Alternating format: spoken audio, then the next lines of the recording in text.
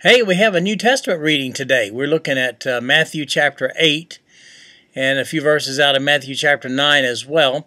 Mark chapter 1 and also a few verses in Mark chapter 2 and Luke chapter 5. Now, again, let me mention that we skip around like that because we're looking at the same incidents in all three of the synoptic gospels, and so we read them in parallel. As a matter of fact, all three of the authors weigh in on everything that we're going to be looking at today. We first begin with the man healed from leprosy. And it's interesting, he's told not to go out and tell anybody by Jesus. And he goes out and tells everybody, blazes it abroad.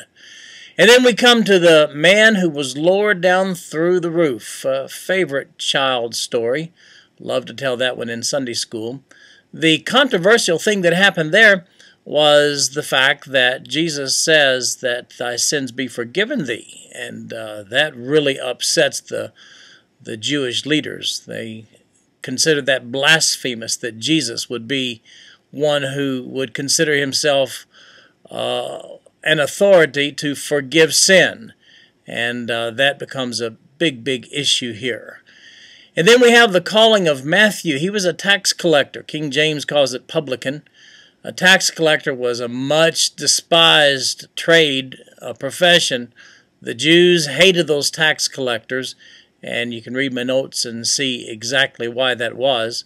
Or maybe you don't have to read, because we're not too crazy about tax collectors either, are we? And then finally, we have John's disciples wondering, why don't your disciples fast?